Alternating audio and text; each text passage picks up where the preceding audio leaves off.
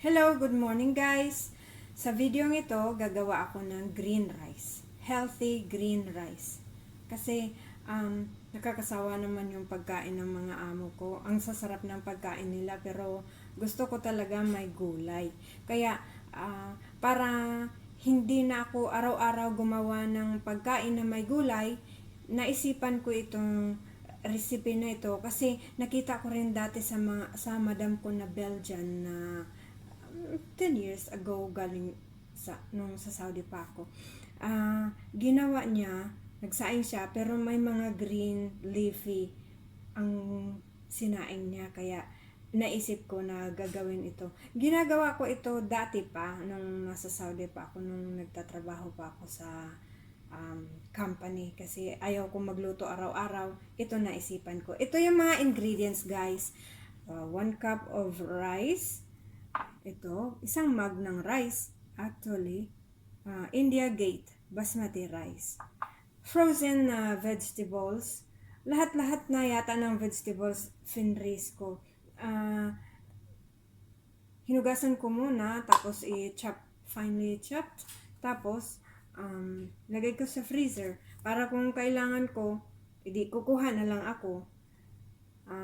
Yung vegetables na ito, green onions, alusiman, pechay, parsley, green coriander, kangkong, at arugula. Ito yung pinagsama-sama ko na finreezer ko na. Tapos, garlic and onions, black pepper, asin, at igigisa ko siya sa olive oil. Ito siya guys, nakagisa na siya.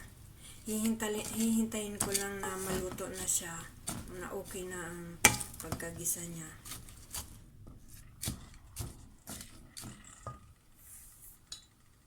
At ilagay ko siya sa rice cooker guys, para iiwan ko na siya.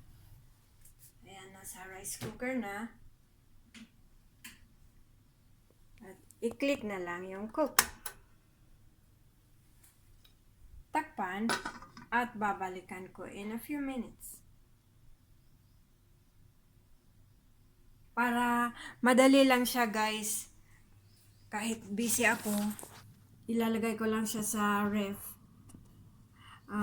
Ang shelf life niyan ay 8 days. Pwede siya magstay sa ref ng 8 days. Kaya hindi na ako magsasaing araw-araw. Hindi na ako magproblema na, ay healthy ba yung nakain ko ngayon? Kumakain kami parati sa labas. Kailangan ko ng gulay. Kaya yan ang naisip ko. Sana magustuhan nyo ito guys. I-update ko kayo pag maluluto na. Tapos sabawan ng kagaya lang ng regular na pagsaing. Lalagay ko ng rice.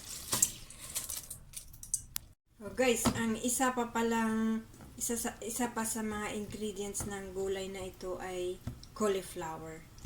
Nakikita ko may cauliflower pala. Ayan siya guys, luto na ang green rice. Tikman ko na.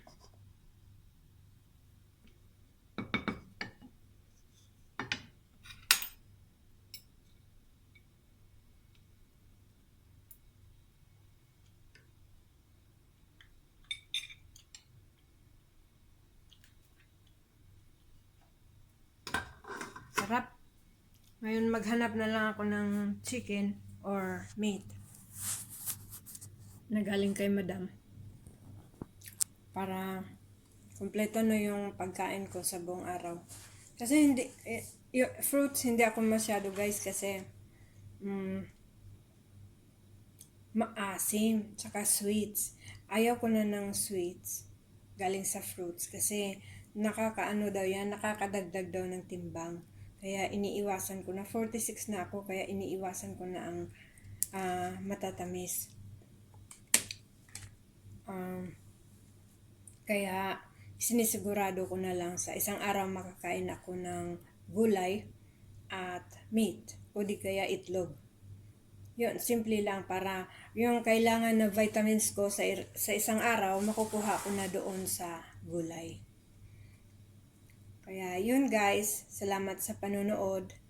Kung nagustuhan nyo ang video ito, paki-click subscribe and the notification bell para